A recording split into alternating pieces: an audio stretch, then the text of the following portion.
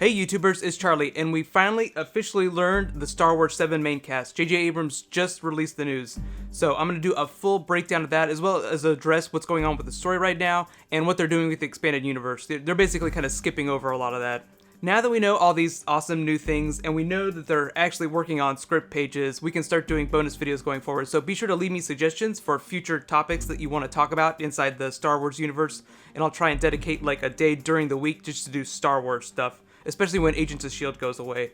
So be sure to subscribe to get all that stuff if you're finding me for the first time, but let's start with the big stuff. So we know the main cast members. There's obviously going to be an army of creatures and extras that we can talk about later, but starting at the top, we have Mark Hamill, Carrie Fisher, and Harrison Ford, the Holy Trinity.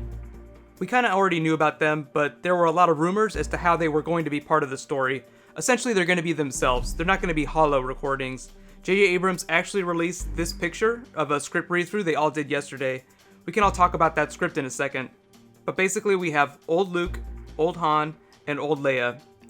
Then there's Peter Mayhew, Anthony Daniels, and Kenny Baker, obviously in their original roles. You know, it's not a party without the originals. So the really big news, though, is the new cast members, the people that are playing new characters inside the universe. We don't know officially who those characters are, but we do know who the actors are. So I'll do a future bonus video about characters.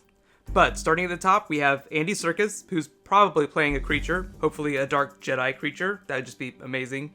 Domhnall Gleeson, who was Bill Weasley in the Harry Potter movies. I know Harry Potter fans will be really excited about this. Adam Driver, who you can see on HBO's Girls. Oscar Isaac, who has done a bunch of small stuff, but you probably heard about him after Inside Llewyn Davis. Then there's Max von Sydow, who's basically, probably playing a villain. John Boyega, who was in Attack of the Block, which was a totally awesome movie that you have to watch. And Daisy Ridley, who's kind of an unknown. I'd be willing to bet good money that those young cast members are all Jedi characters. Essentially, the big teaser is, will they be Skywalker children from Luke and Leia? But here's where we need to talk about the story, because it's not going to look like anything we've seen in the expanded universe. So Disney made this big announcement last week where they said that to allow the writers of the new movie trilogy maximum creative freedom, they're just going to skip over the expanded universe. They're not getting rid of it, it's just going to be existing by itself over here on the side, like alternate universe style. So bad news, good news. Bad news is there's a massive roster of characters that will not be used, like Mara Jade and Starkiller, but they're not getting rid of anything, so you can just think of it like the Marvel multiverse. The good news is that Chewie is not dead anymore, and they have the opportunity to sidestep any previous issues with stories that didn't pan out or they considered unsuccessful. So if there was something that you did not like from the expanded universe, you don't have to worry about it. I know personally I wasn't a big fan of that whole Yuzavong storyline.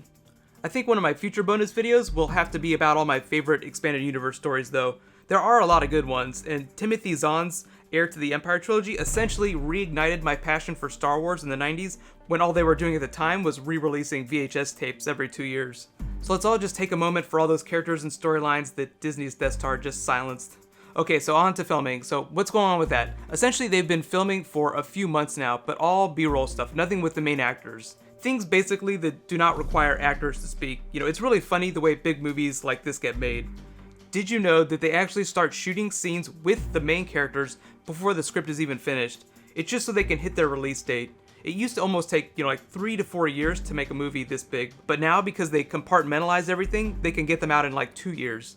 No one officially knows what the story of Episode 7 is, but we did see a picture of an AT-AT foot on Tatooine. We also know a few broad facts about the movie, so here they are in no particular order. The new trilogy will exist inside the George Lucas chronology. The Holy Trinity will basically be in their 60s, pretty close to what their age is in real life. Although, Harrison Ford is way older than Mark Hamill, but you get the idea. Because Luke was in his mid-20s during Return of the Jedi, we can assume that Episode 7 will pick up about 40 years after the events of the original trilogy, not including flashbacks or any, visions of the future. We'll also see most of the major planets that we saw in the Lucas trilogies, including Coruscant, Tatooine, and Yavin. They'll also be sticking to George Lucas canon, which means the Sith rule of 2. And because the new Rebels cartoon is also inside this new, canon universe that they're developing, Disney has commissioned a bunch of new novels that'll take place and fill the gaps in time. 3 of them are being released this fall, starting in November. The first one is about Grand Moff Tarkin. The second is called Droids in Distress, and that's a direct tie-in with the Rebels cartoon. And the third one is also another Rebels cartoon tie-in called The Inquisitor's Trap.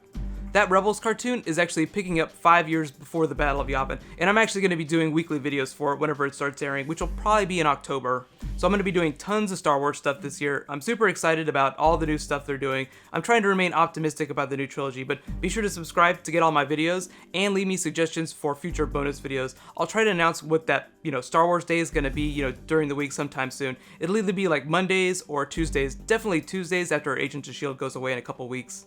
So right now, click here to learn about Captain America 3, and click here to catch up on Agents of S.H.I.E.L.D. Kobe Smulders is actually coming back to the show tonight, so it's going to be a lot of fun.